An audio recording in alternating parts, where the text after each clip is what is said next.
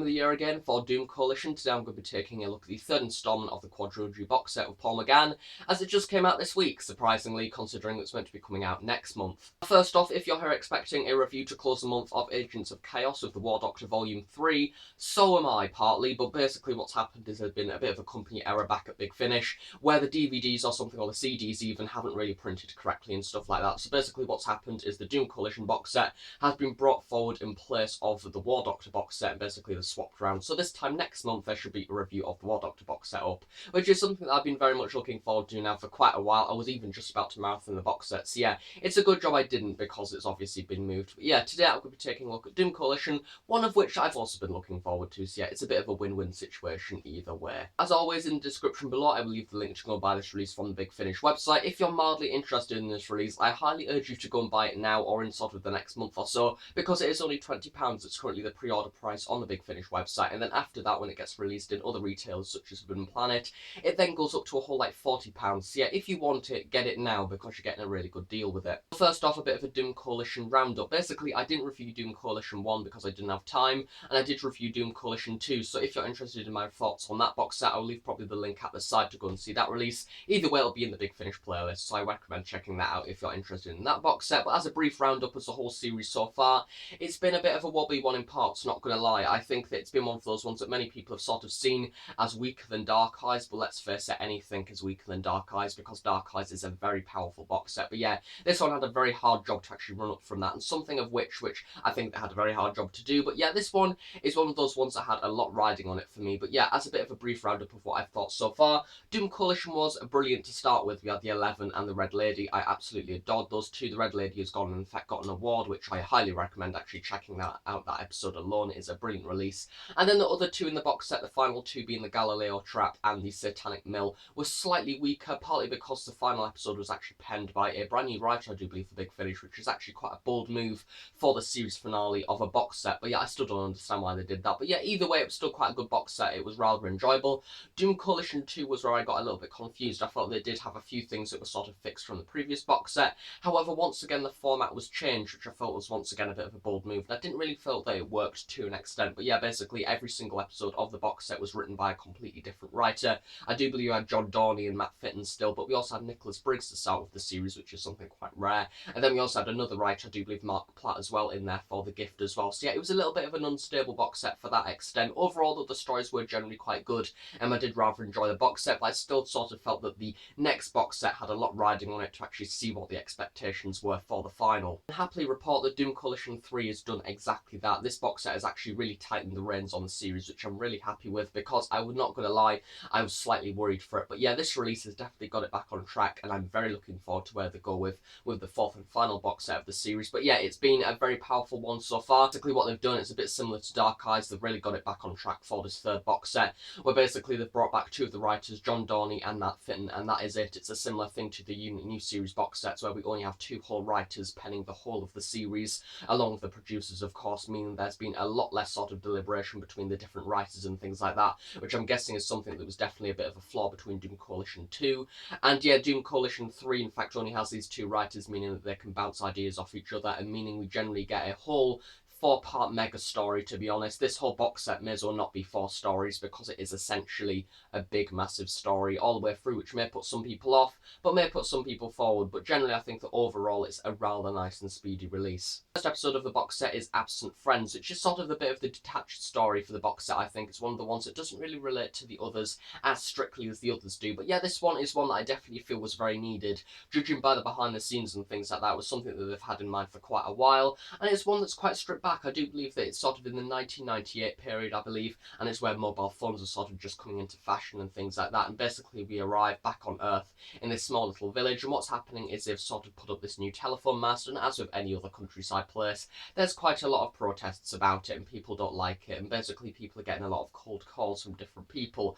But they aren't any cold calls. People are getting random calls from different people that have in fact died in their life. For example, you had a mother who in fact was getting calls off her own son, and people pretending to be her and things like that, and it's very distressing for the whole of the village. And from then on we find out that there is definitely something going wrong. What I like about this story is not necessarily the story itself, which may sound a little bit weird, but it's the fact that this story actually exists, because between Doom Coalition 2 and Doom Coalition 3, you have this really nice story in the middle before it kicks off in this box set, where it can have this proper development with the companions, which I believe is something that we've needed for quite a long time, especially Helen Sinclair, which I know is something that I touched on in the last review. Basically, I think that Helen has not really had too much time to breathe so far in this series, but Helen, in this series especially, has had a lot of time to do what she wants. Liv has definitely sort of took a little bit of a back seat for this one, which I'm glad to see, considering she's been in since Dark Eyes 2.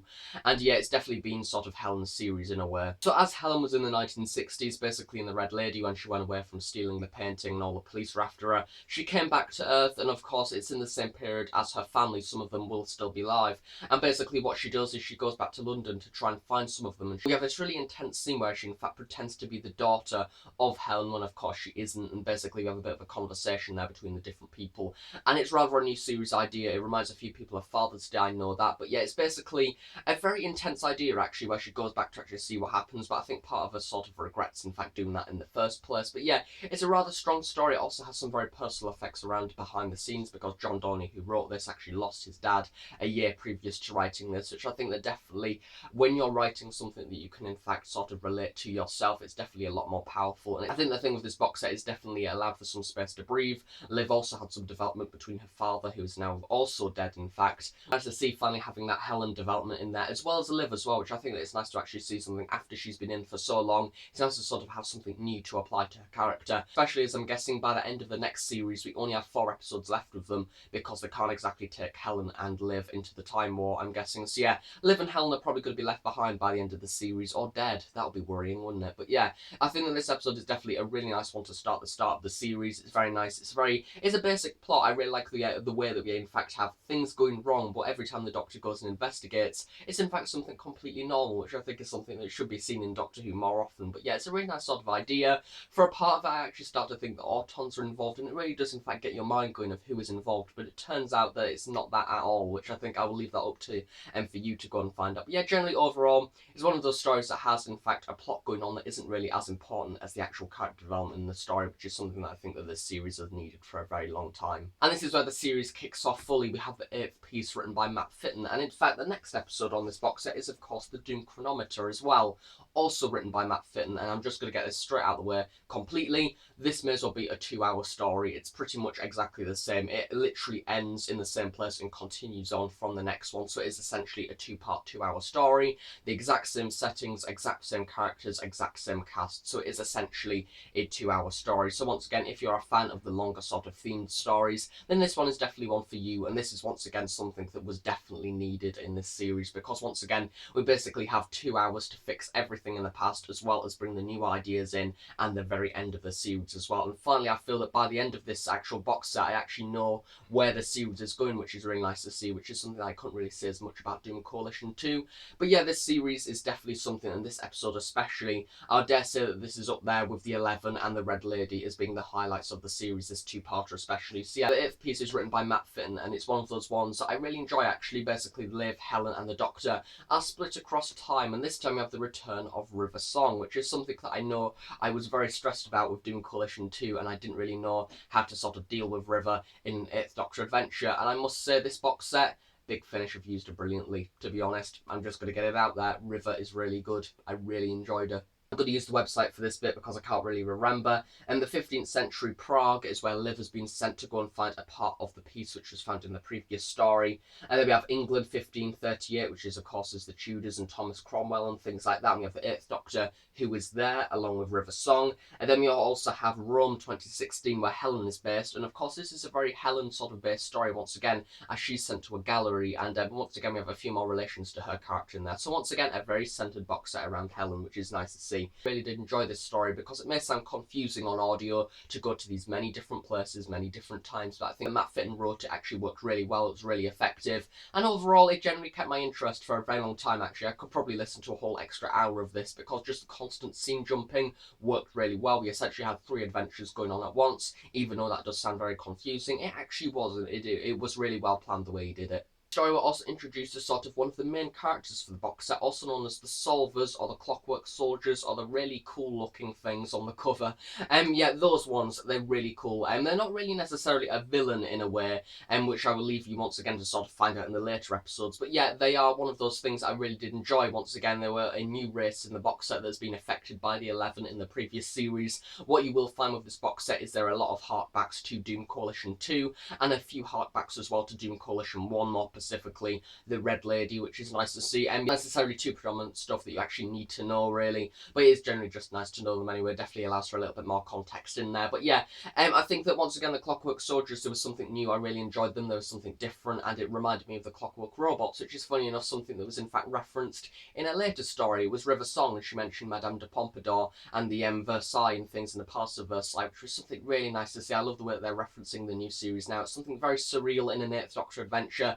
But yeah, I'm just going to get onto River now because I can't help but think about how River was. But yeah, River was brilliant in this story once again. She was a nun for the majority of the series. She was in Tudor England to start with, and she was basically hopping using the Vortex Manipulator through different time tracks and things like that in order to find out what was going on with the Doctor. And she knew that by some point in this thing that it would get very messy at some point. So basically she's using this psychic wimple, which is basically a face mask. So throughout the majority of the story and the final of this series, I can't wait to actually say this, the final episode of the series, in fact, has the 8th Doctor with River Song together. They're essentially companions for the story. Of course, the Doctor doesn't in fact know that that's River Song. She's using this psychic wimple thing, and the only people that in fact can see her proper face is Liv and Helen, which of course they've met her previously. But yeah, the Doctor doesn't know her, and it's really nice to actually see them being together, as I was sort of getting a little bit bored of that, oh, we just so happen to miss each other and all that. To finally see that Matt Finn has sort of took that job of actually going, right, we need to fully get them together now, and actually have this meeting scene that we've been wanting now throughout the Diary of River Song,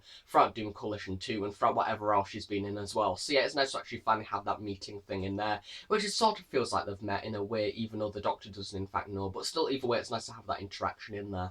The majority of this episode is basically trying to find the parts of this clock that was found in Absent Friends, and we have these little parts and things, and yeah, that leads into the second episode of this piece, the Doom Chronometer, which is the main clock itself, which is something, once again, rather basic. It's something that we've seen before. It's a little bit like the Key to Time. Basically, they need to collect all the parts, but it's done a lot more speeded up, over an hour, and we have lots of different things. We have River and Helen going all around all these different places in Europe. We had World War II and the bombing and the Blitz and things like that. We had different museums. We had Leonardo da Vinci, we had all sorts of different time track skipping and things like that, and then going to collect these pieces, which I thought was absolutely brilliant. Definitely one of the things about this box set, it's something that's very sort of grand scale and things like that. It definitely feels grand scale, once again something similar to the unit box sets in a way, but yeah, I really like that. Once again, another sort of very new series style of idea, which I like the way that they implanted into that to the series.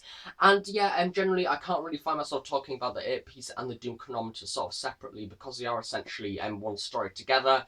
In the second episode, we're introduced to another robot solver person, which is in fact the Queen, which is somebody who was in fact sent to go and get the Doctor on her own accord and things like that, and sent to sort of get her and track him down. And yeah, she's a very nice character once again, and she sort of helped towards the very end of the story. And yeah, I really did enjoy the way that we had once again another sort of alien race affected by the 11, and it's something that once again a little bit like the hybrid, dare I say it, but yeah, they are basically something from Time Lord nursery rhymes, which is once again something very nice to see. Paul McGann was seriously just great for this box set. I really enjoyed him in it. I'm going to go on to something which is a very massive part of the box set, and it's something that, once again, if you're wanting to actually listen to this box set very soon, I wouldn't really recommend listening to this review, because I can't really sort of prevent from saying things. I know that I need to sort of keep the majority of the story quiet, but yeah, I'm going to try and do that to an extent. I'm going to probably keep it, in fact, in a lot of mystery for this, but yeah, we're introduced to somebody called the Clocksmith, which is this character that is another Time Lord, and he is absolutely excellent. I loved him in it, actually. He was basically splintered across time once again, in these different sections, much like River and Helen, trying to get the different pieces together, and he has this idea to build the Doom Chronometer, and we have a few different things in there going on, a lot of different things, a lot of different setbacks and things like that. He was a very mysterious character. It reminded me a little bit of the Meddling Monk to an extent, actually. He wasn't the Master. I think there's a difference between having the Master in something and then having this, which he isn't the Master, which is what I really like. He's something far from the Master. In a way, he's a little bit more Moriarty than the Master, which is sort of what I like he's very mad, he's very much like the 11, he is very sort of different to an extent. He's sort of something that I think he gets the really good bits of the 11 but makes it a little bit more mysterious. It's like the 11 mixed with the monk to an extent, in fact, really, but he's the artist, which is what I really like. He has a Type 70 TARDIS, and yeah, he goes around time making different things, and he helps the clockwork solver people, and he uses them, and he uses sort of their different technology and things like that. He's sort of a very mad renegade Time Lord of Leonardo da Vinci in a way. He's obsessed with art and things like that, and I love that. I think that it's once again something different, something completely new, and once again sort of reminds me, coming to think of it, it's like the Celestial Toymaker to an extent. I really like his character as well because he's something very mad and very childish, but yeah, this is something that is once again an artist absolutely obsessed with the Doom Chronometer and things, and yeah, he's a very good character, and I highly recommend this box set alone for him. Nicholas Woodson is in fact the Clocksmith. I would just like to sort of fit that in there because he is probably one of the highlights of the box sets. Yeah, he was very good. I loved him in it. He was great. The Doom Chronometer episode is where everything happens. We have Liv being saved by River, brought back to Rome in 2016. Helen's already in Rome 2016 with the Clocksmith, with the Doom Chronometer that's just been set off, and the 8th Doctor arrives now with the sort of robot solver queen person, and this is where we have the interaction for the first time, and something of which I couldn't wait to see. I absolutely loved it. It was great to finally see them together in the box set. But yeah, I'll leave you to sort of solve what happens next and things like that for that part. But yeah, I loved it. I thought it was an absolute brilliant two-parter, and it was a great story, and overall, dare I say it, probably one of my favourite 2-hour episodes of this year. The final episode of the box set is the Crucible of Souls, which I do believe is also an hour long. I don't know, don't quote me on that though, I think it may be slightly longer. This episode is only 1 episode long, and it's the series finale, and it does it brilliantly, so it proves that it can be done very well. It can be actually a series finale as possible, let's face it, and it's not too big, it's not too grandiose or anything like that. Well, it is to an extent, but yeah, it's done very well, and I really don't want to talk about it, which sounds really weird, but I don't. It's written by John Dorney once again, which is the same person who wrote the first episode of the series. And yeah, it's what I love about this one, even on the Big Finish website, it says the date has been set, the trap has been sprung, and then it only gives a few other lines, and that's it. It doesn't even give where it's set or anything like that. And yeah, that's that. It's a very sort of hush-hush story that I'm going to be very, very vague about, and because I want you to go and find out what happens next, basically, because it's a bit like one of those ones like Robert Sherman, that you need this to actually listen to it yourself, because it's one of those ones where it's very new and it's very different, and I love it. Believe it or not, I've needed to film this bit now several times because it's literally so hard to, because I don't want to say what happens. If I had the choice, I would literally end this review here, probably, and just say find out for yourself this 4th and final story. But yeah, I'm going to try and do it. I'm going to try and be very vague, not release anything at all of what happens, except a little bit, giving you a little bit of a teaser, you know, sort of advertising it to you in a way, and sort of showing how good it is, but without saying the exact details of why it's exactly good. But basically, for this episode, we return back to the events of the last story. So in a way, it is in fact a complete continuation on from the final story, meaning that this is essentially a 3-parter along with the 8th piece, the Doom Chronometer, and now this one. But this time it's written by John Dorney, the person who wrote the very start of the series. So once again, we've had him returning for the final, so it's sort of all the parts are moulded into one now. And yeah, we basically have the events unfolding from the last story, and we have the Clocksmith, or now he's otherwise known as and basically he has stolen the Doctor's TARDIS, and then the Doctor has got his Type 70 TARDIS, and River Song is in there, and basically some stuff goes down, basically, and something happens, and Helen and Liv think that now the is in fact the Doctor, because they walked in on a happening, and it's very hard, this. It's incredibly hard to do.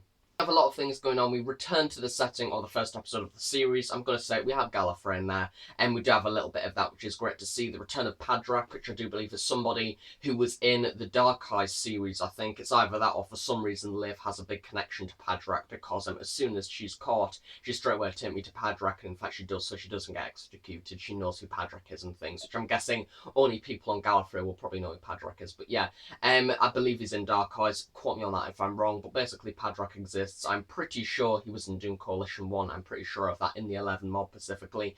And yes, you have a bit of a relationship going on there. It's nice to actually have a humanoid person being friends with somebody on Gallifrey in a way. But yeah, we have the return of Padraig, which more things go on there. The 8th Doctor is now travelling with River Song in the Type 70 TARDIS, which has a working chameleon circuit, which is pretty cool, and some new sound effects and things like that, which is really nice to see. And yeah, we have some great moments there between the Doctor and River Song on Malone, as she's called, because of course the Doctor doesn't know that. But you have a bit of imposter work going on. You have an absolutely incredible character played by John Heffernan, which isn't a new character, and he's playing somebody called the Imposter. And if you're unaware of who John Heffernan is, I was actually very surprised to see he's in fact somebody from Ripper Street, the enemy from the Ripper Street last series, which I loved him in that. I thought was brilliant, an absolutely brilliant villain. He's playing a villain in this one, and he's a really good one. But yeah, he's very good. I absolutely adored him in it. He's very good. So far for this character, we've had absolutely standout performances from everybody who've played him. Seriously, if you are knowing of Doom Coalition and knowing of Big Finish in general, you will know who I'm on about. But yeah, and once again being very vague here. But yeah, he's very good in the story. Probably my highlight of the box set. Along with Nicholas Budson, who played in the Clocksmith as well. I thought that both of those characters were absolutely brilliant. You had some great scenes as well with Liv and things, and they are eventually all reunited in the end, along with River Song as well, along with on Gallifrey as well. It sort of reminds me of Hellbent was done right in a way. I don't know why it sort of gives me a bit of an effect of Hellbent, but yeah, it's sort of the setting probably that sort of does it for me. We have a return to the archives as well on Gallifrey. A lot of different harkbacks to previous stories and things like that. A few Dark Eyes references, I do believe, as well. And a few other things. There's a great line when somebody says that somebody looks like a constipated Sontaran, which if the box set isn't worth that for that alone, I don't know what is. But yeah, it's those ones where you have to sort of listen to it to know it fully. But basically, it's the best series finale of Doom Coalition by far. We're up there with the 11 and the Red Lady. Absolutely loved it. But yeah, it is a brilliant story, and once again, it does in fact leave on a cliffhanger. It's one of those ones that will lead into Doom Coalition 4, the final box set of the series, which no doubt will wrap up this whole series entirely. Get rid of Liv, get rid of Helen, and ready for the Time War 8th Doctor series, which I'm very looking forward to starting. But yeah, I think that the Doom Coalition 4 box set has a lot riding on it, much like how this one did. And if it's got the same format, which I hope, like, fingers crossed, that it's got John Dorney and Matt Fitton on board for the final stories, which that's the only way that this could go wrong now, having the Doom Coalition 2 format coming back with 4 different writers in. Please give us the same writers once again, because they know exactly what's going down, along with Ken Bentley, who was directing this, and they know exactly what's going on with Doom Coalition, so I want them to write the final, and it will be absolutely brilliant, probably. So yeah, I actually think that Doom Coalition 3 has probably been the turntable of the turnarounds for this series, because I honestly think probably one of my highlights for the Doctor Who box sets this year, definitely, along with Classic Doctor's New Monsters as well. It's a really good one. I really enjoyed it, actually. Few problems, don't get me wrong, but I really enjoyed it. It was a really good, thoroughly good listen. So that's that. I'm done now. I'm not going to say anything else because I know that I'm going to blurt out lots of different things. All you need to know is the final is pretty bloody good. I loved it. But yeah, as I said at the start of the review, I leave in the description below the link to go and buy this release from the Big Finish website. There is, of course, also the trailer on there as well, which you can listen to and see if you like the sound of. I do believe Big Finish have also uploaded the trailer to their YouTube channel page, which I'll know I'll leave a link in the description for that as well. But yeah, overall, it's been a very good series. I really enjoyed it. As I said, it's £20 and I highly recommend it for that. If you've seen the other box sets and you sort of lost hope a little bit in parts, this one may just fix it for you, like how it did for me. But yeah, it's probably a massive step up from the previous two. It sort of makes me feel like sort of the final 2 episodes of Doom Coalition 1 have sort of been made up for in a way. But yeah, overall, a brilliant box set. I really enjoyed it and highly recommend it. So thanks for watching this video. If you enjoyed it, please do give it a big like and please subscribe if you're not already. If you have any questions, please do leave them below and I'll be sure to answer them at some point in the near future. Thanks again for watching. I shall see you all next time. So thanks for watching and bye for now.